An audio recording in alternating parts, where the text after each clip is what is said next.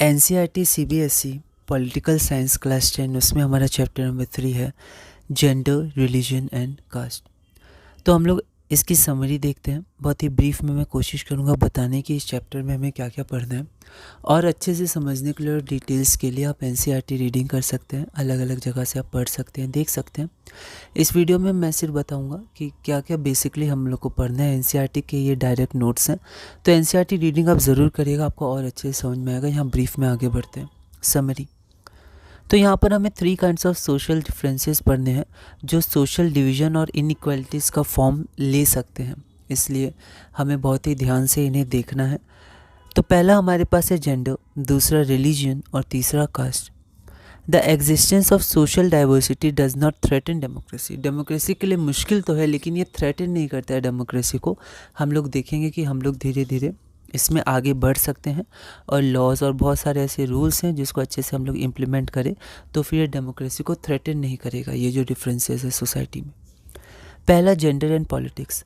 तो gender division mail और female, तो हमेशा से ये जेंडर डिवीज़न को नेचुरल समझा जाता था और अनचेंजेबल समझा जाता था।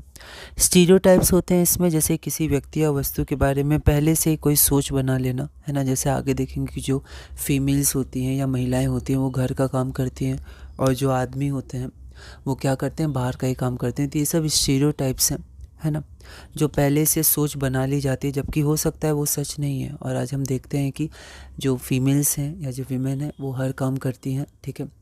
और हम लोग आगे इसके बारे में पढ़ेंगे। एंड सोशल एक्सपेक्टेशंस, तो एक एक्सपेक्टेशंस भी होता है एक गर्ल से या फिर वीमेन से, कि वो अपनी पढ़ाई जल्दी से कंप्लीट कर लेगी। अब बहुत जगह तो उनको पढ़ाया भी नहीं जाता है, पर आजकल कई जगह हम लोग देखते हैं कि उनको हायर एजुकेशन मिलता है, लेकिन फिर भी वो प्रपोर्शन कम है। आगे हम लोग देखेंगे, ये हमें एनसीईआरटी में पढ़ना है। और जो मेन हैं, जो बॉयज़ हैं, उनसे एक्सपेक्टेशंस की जाती हैं कि वो जल्दी से अपनी पढ़ाई पूरी करके घर को हेल्प करें, मनी लाएं, इनकम उनकी हो और वो सपोर्ट करें फैमिली की। तो ये कुछ एक्सपेक्टेशंस भी होती हैं, सोशल एक्सपेक्टेशंस। उसके बाद पब्लिक एंड प्राइवेट डिवीज़न, तो पब्लिक और प्राइवेट डिवीज़न में सेक्शुअल डिवीज़न ऑफ लेबर। तो यहाँ पर जो विमेन है और मेन है, इनके डिवीज़न ऑफ लेबर। तो विमेन से ये एक्सपेक्टेशन की जाती है कि वो घर में काम करे और बच्चों को संभाले, उनको पाल पोष कर बड़ा करे। और मेन से ये एक्सपेक्टेशन की जाती है कि वो बाहर काम करें। अब पहले क्या होता था कि जो मेन है वही पब्लिक अफेयर्स में वोट दे सकते थे, पब्लिक अफेयर्स में पार्ट लेते थे, पब्लिक ऑफिसर्स में वही ऑफिसर्स बनते थे, ऑफिस संभालते थे। लेकिन हमने देखा है नेशनलिज्म में, जो हिस्ट्री में भी है, नेशनलिज्म इन यूरोप, फिर पिछली क्लास 9th में फ्रेंच रेवोल्यूशन भी देखा था। तो उसमें डिफरेंट पार्ट्स ऑफ वर्ल्ड में जो विमेन थी उन्होंने स्ट्रगल किया इक्वल राइट्स के लिए, वोटिंग राइट्स के लिए। More radical women's movements aimed at equality in personal and family life as well. These movements are called feminist movement. तो feminist female से हम देख सकते हैं। तो कुछ रेडिकल वुमेन मूवमेंट जो चाहते हैं कि पर्सनल और फैमिली दोनों लाइफ में ही वुमेन को इक्वल राइट्स मिले मैन के बराबर, तो उन मूवमेंट्स को फेमिनिस्ट मूवमेंट कहा जाता है।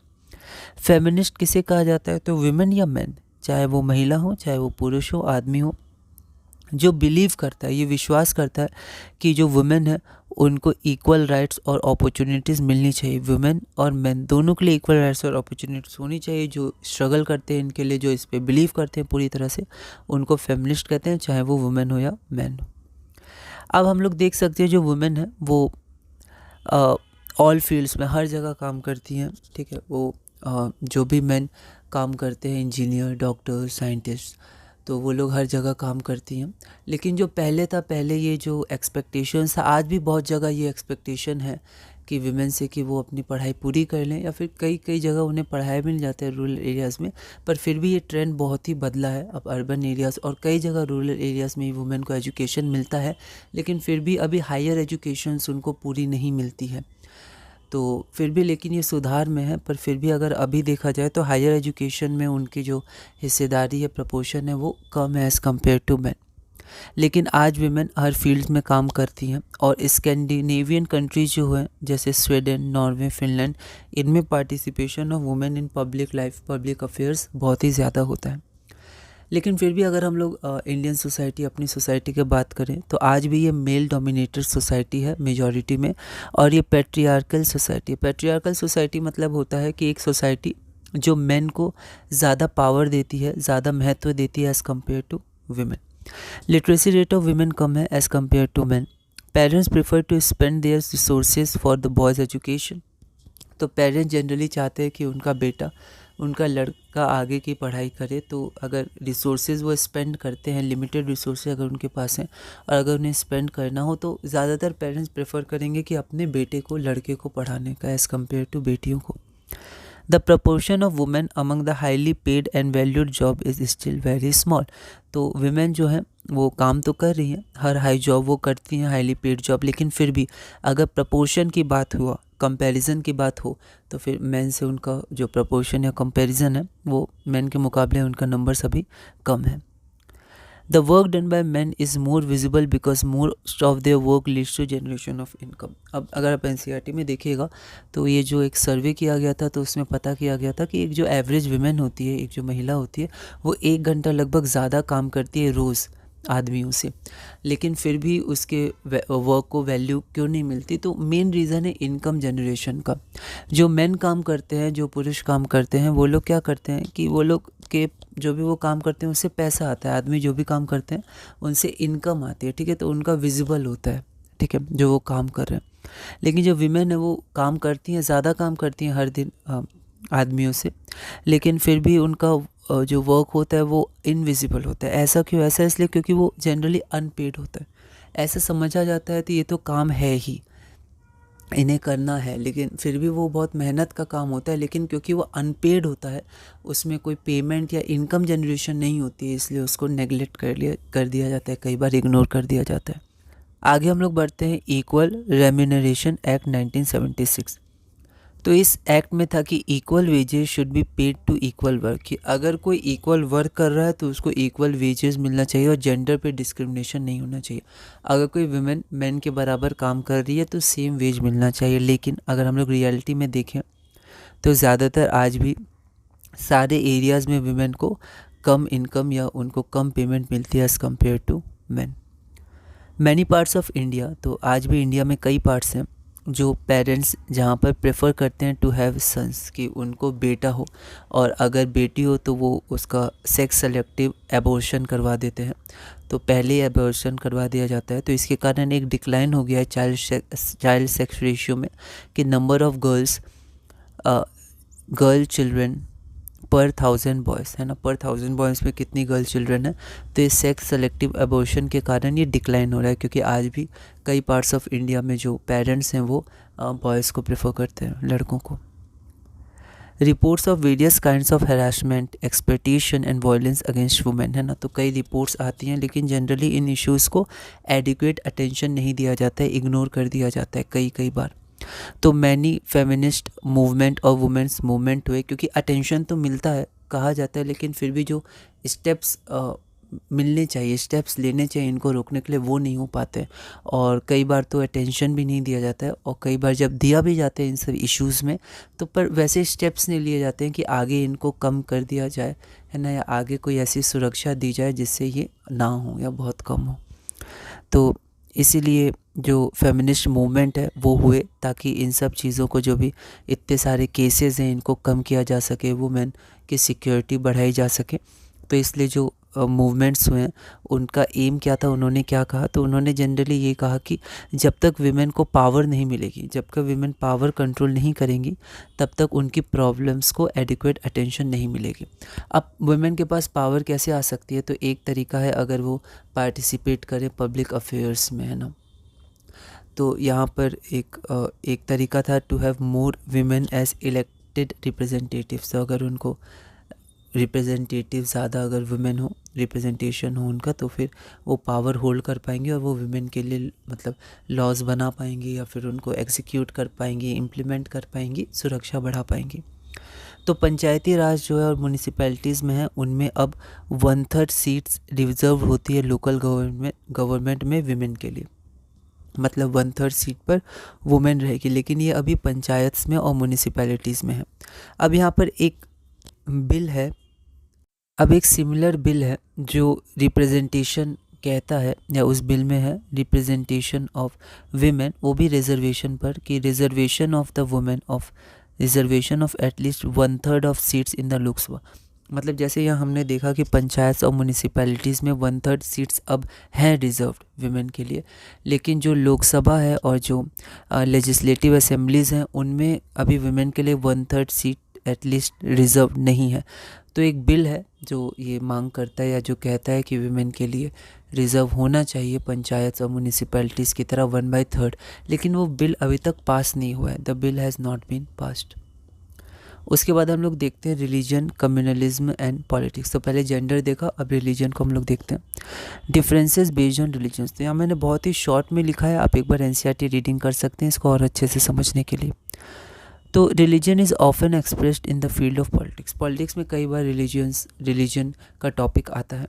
विमेंस मूवमेंट, तो जो विमेंस मूवमेंट है वो कहते हैं कि जो फैमिली लॉज है, मतलब फैमिली रिलेटेड लॉज, जैसे इनहेरिटेंस, मतलब जो डिस्ट्रीब्यूशन ऑफ प्रॉपर्टी होता है पेरेंट्स का, चाहे वो लैंड हो, चाहे वो पैसा हो या कोई और बिल्डिंग्स वगैरह जो भी हो, वो जब डिस्ट्रीब्यूशन होता है तो बेटों में कितना होना चाहिए, बेटियों को मिलना चाहिए, नहीं मिलना चाहिए, कितना मिलना चाहिए, या फिर मैरिज हो गया, डाइवोर्स हो गया।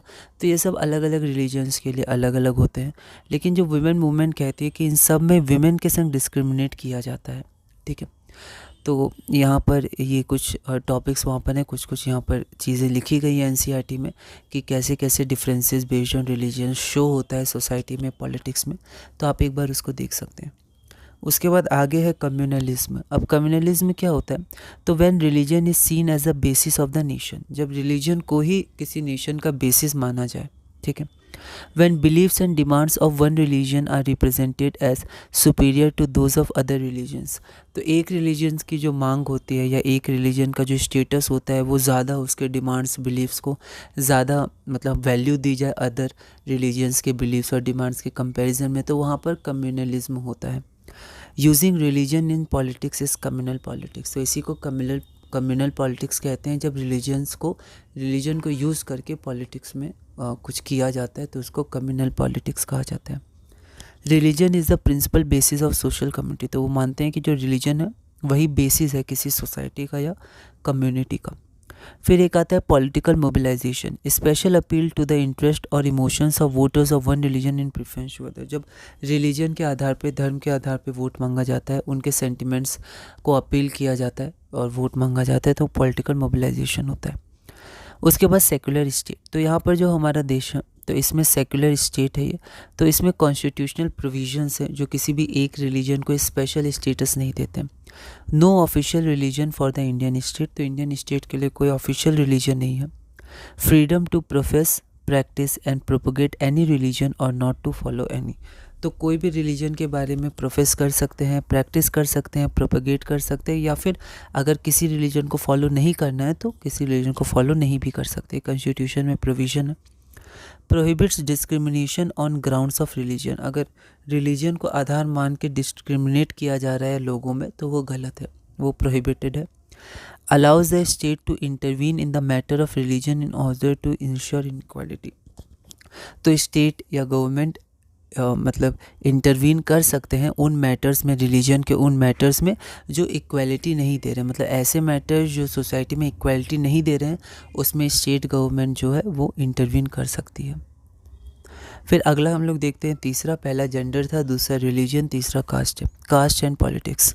The constitution of India prohibited any caste based discrimination and laid the foundations of policies to reverse the injustices of the caste system. तो कॉन्स्टिट्यूशन में जो कास्ट डिस्क्रिमिनेशन है या फिर जो उसके जो भी कास्ट डिस्क्रिमिनेशन में जैसे एक अनटचेबिलिटी है, इन सब को प्रोहिबिट कर दिया गया है, हटा दिया गया है। और यहाँ पर प्रोविजंस भी हैं और ऐसे रूल्स भी हैं कि ये सब ना हो। ठीक है, कास्ट बेस्ड डिस्क्रिमिनेशन और फाउंडेशन है, ऐसी पॉलिसीज़ हैं जो इनजस्टिस जो है कास्ट सिस्टम को वो अब ना हो। Yet caste has not disappeared from contemporary India. फिर भी कास्ट पूरी तरह डिसअपियर नहीं हुआ है। तो आप इसके बारे में मतलब एनसीईआरटी में अच्छे से लिखा गया है, यहाँ तो मैं बहुत ही शॉर्ट में लिखा हूँ। आगे कास्ट इन पॉलिटिक्स। तो पॉलिटिक्स में कास्ट देखते हैं। तो caste is the sole basis of social community. ठीक है, तो कास्ट ही बेसिस है सोसाइटी का, कम्युनिटी का। तो पॉलिटिक्स में देखते हैं हम लोग, when parties choose candidates in elections they keep in mind the caste composition. तो जब भी कोई पार्टी कैंडिडेट्स को चुनती है तो वो कास्ट कंपोजिशन को ध्यान रखती है कि हर कास्ट के जो लोग हैं या उनको चुना जाए। तो पॉलिटिकल पार्टीज इस बात का ध्यान रखती हैं। Information of government representatives of different caste and tribes are chosen. तो जब भी गवर्नमेंट का फॉर्मेशन होता है तो वहाँ पर जो ऑफिशियल्स होते हैं तो ये ध्यान रखा जाता है कि हर कास्ट के या फिर डिफरेंट कास्ट के या डिफरेंट ट्राइब्स के जो मेंबर्स हैं उनको ज़रूर लिया जाए। Political parties and candidates in elections make appeals to caste sentiment. जैसे रिलीजियस सेंटिमेंट्स को अपील किया जाता है, वैसे ही कई बार पॉलिटिकल पार्टीज कास्ट सेंटिमेंट्स को अपील करती हैं वोट के लिए। तो ये था कास्ट इन पॉलिटिक्स। उसके बाद एक टॉपिक और है पॉलिटिक्स इन कास्ट, इसको आप एनसीईआरटी रीडिंग करके पढ़ सकते हैं। और इसी के साथ हमने एक बार समरी में देखा कि हमें क्या क्या पढ़ना है। तो बेसिकली हमें देखना है जेंडर डिफरेंसेस, और फिर उसके बाद रिलीजियस और फिर कास्ट बेस्ड डिफरेंसेस जो होते हैं उनके बारे में देखना है। तो उसके बारे में आप रीडिंग कर सकते हैं। तो इसी के साथ हमने पॉलिटिकल साइंस क्लास 10 चैप्टर 3 पूरा किया। समरी था, हम लोग इसके क्वेश्चंस भी करेंगे और इसी तरह class 10 NCERT CBSE class 10 political science में आगे बढ़ेंगे।